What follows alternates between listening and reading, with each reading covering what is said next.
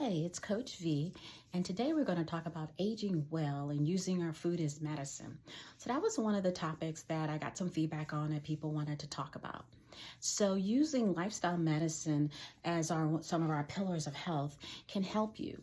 So, I usually tell patients whatever I told you back in your 20s, the same thing applies as you're getting older in your 60s and 70s, and you're thinking about, like, what is the next phase of my life going to look like?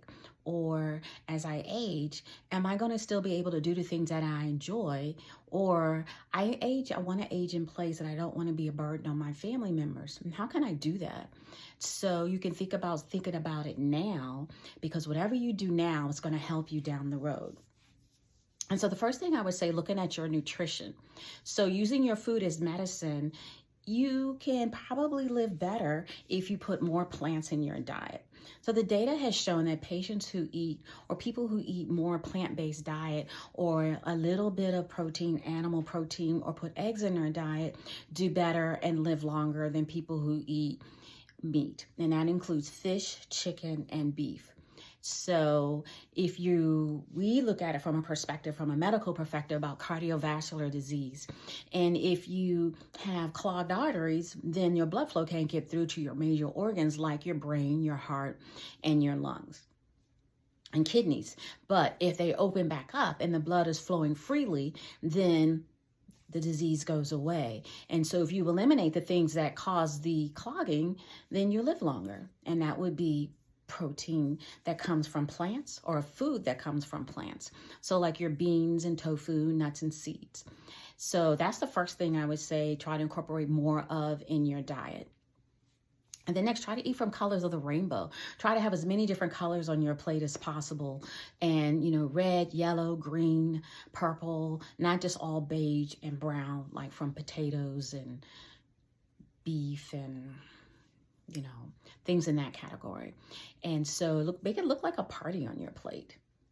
And then other things would be, you can have some fat in your diet, but you want it to have the good kind of fat. So the omega-3 based fat, which can also come from plants like algae and avocados, and nuts and seeds are all plant-based omega-3s. Salmon has it too, but when I used to be pescatarian and tried to do a more fish-based diet, I realized that the salmon had just as much fat as chicken, and thus my cholesterol was not going down in the direction I wanted it to.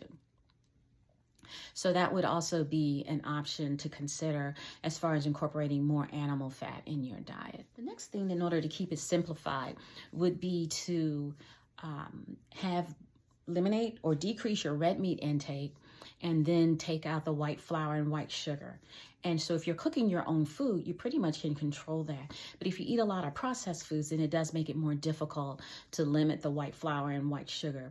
And then instead, you could have more whole grains like brown rice, brown flour, quinoa, couscous. Those are all examples of whole grains. And then, of course, the white sugar is that you don't really need a whole lot of sugar. Think of it like salt and pepper, just mainly salt. You don't need too much, you just use it as sparingly.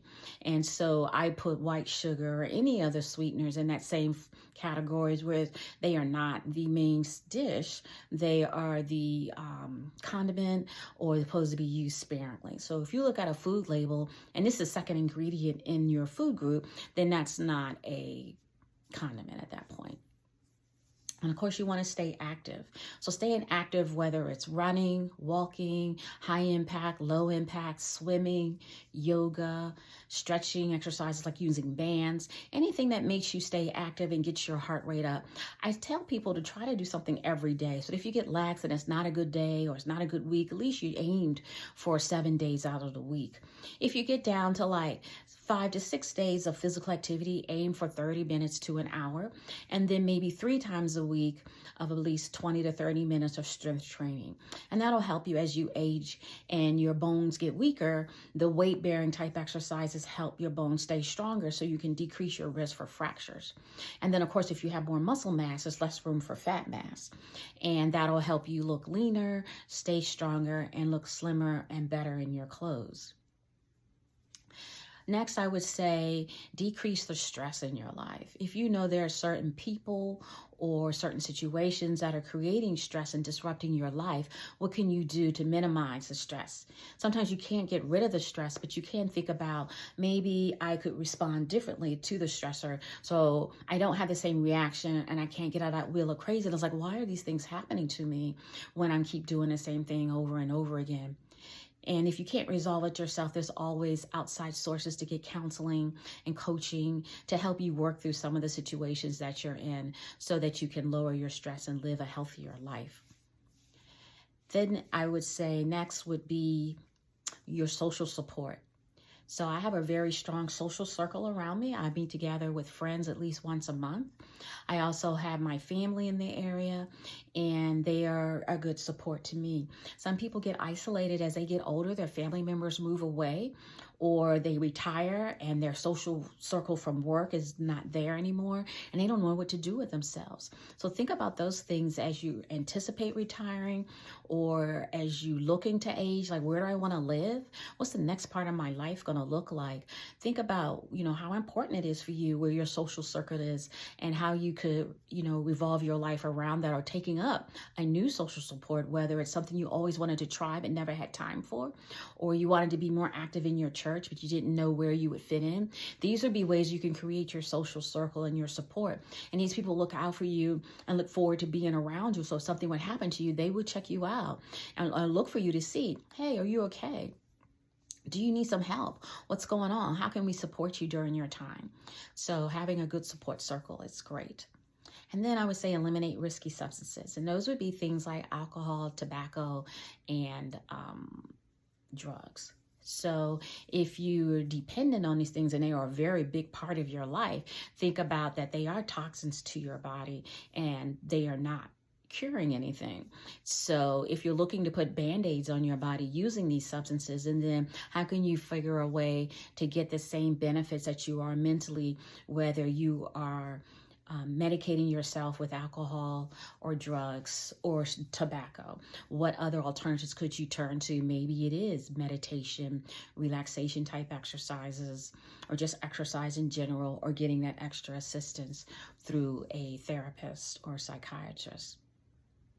And then looking at your environment, we talk a lot about where our foods come from and how they're made and what goes into them.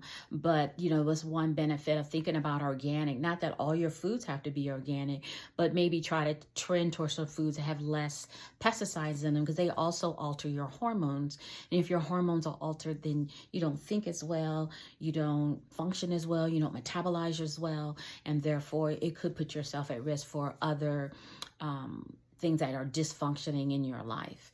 So look at those kind of things as far as type of chemicals or creams you're putting on your skin, in your hair, and inside your body as well. So those are the top pillars of health that I would say you could follow in order to age well and age in place. So I had a quote I wanted to read. When your diet is wrong, medicine is of no use. When your diet is correct, medicine is of no need. So coming from a health professional, it is not my position to put you on medication, but to help you live well and live long with minimal assistance. And if you do need some assistance, as far as when things are not functioning well, that's when I would come into play. Thanks for your time. Check me out. Check me on my website at Natural Family Wellness, especially if you're interested in coaching services that I'm offering one-on-one to go into detail and more in depth about some of the things we talked about and how we could fix anything of those things that are going on with you in order to make you live healthier and longer. Thank you.